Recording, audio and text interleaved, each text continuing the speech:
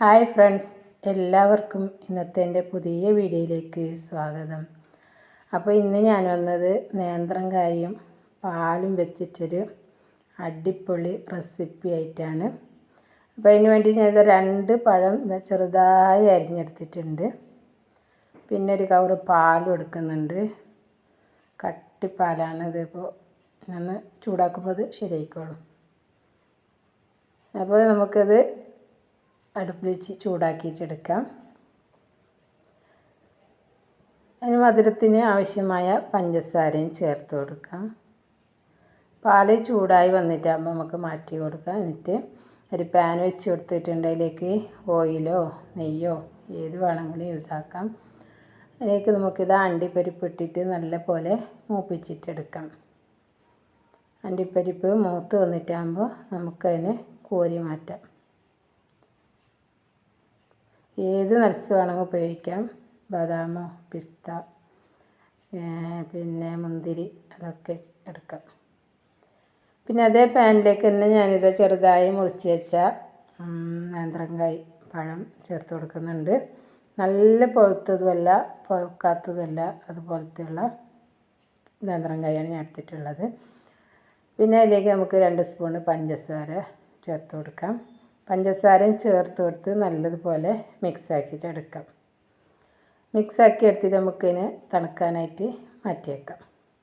പിന്നെ ഒരു പാത്രം എടുത്തിട്ട് അതിലേക്ക് ഞാനിതാ കോൺഫ്ലോർ 3 സ്പൂണ് കോൺഫ്ലോർ എടുക്കുന്നുണ്ട്.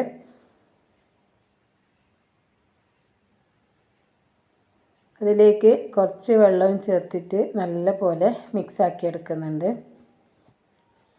മിക്സാക്കി എടുത്ത കോൺഫ്ലോർ നമ്മൾ ചൂടായി വന്ന പാലിലേക്ക് ഒഴിച്ച് കൊടുക്കാം. ചെറിയ തീയിലാണ് ഇപ്പോൾ ഞാൻ പാൽ വെച്ചിട്ടുള്ളത്. ചെറിയ തീയിൽ വെക്കണം, അല്ലെങ്കിൽ അത് പെട്ടെന്ന് കട്ട കെട്ടും. അപ്പോൾ ചെറിയ തീയിലിട്ടിട്ട് കോൺഫ്ലോർ ചേർത്ത് കൊടുത്തിട്ട് നല്ല പോലെ നമുക്ക് മിക്സാക്കിയിട്ട് എടുക്കാം. അപ്പോൾ മിക്സാക്കി എടുത്ത് അതിലേക്ക് ആ അടുപ്പത്തേക്ക് തന്നെ നമുക്ക് ചൂടോടെ തന്നെ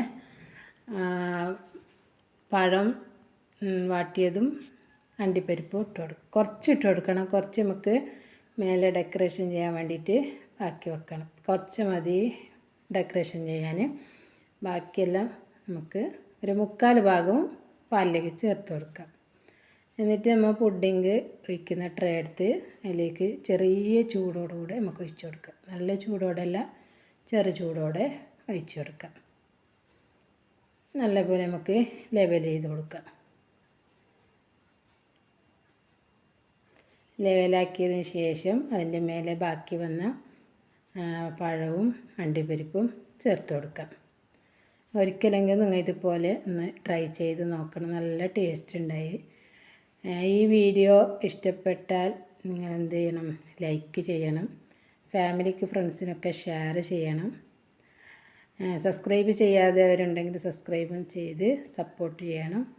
നല്ല ടേസ്റ്റ് ഉണ്ട്. നമ്മളെ പുരയിൽ തന്നെ ഉണ്ട് സാധനം വെച്ചിട്ട് ഉണ്ടാക്കുന്നതാണ്. പാലും പഴവും ഇല്ലാതെ വീടുണ്ടാവില്ല. അപ്പോൾ മക്കൾക്കൊക്കെ നല്ല പോലെ ഇഷ്ടപ്പെടും. അതുകൊണ്ട് എല്ലാവരും ഇതുപോലെ ഒന്ന് ട്രൈ ചെയ്ത് നോക്കണം.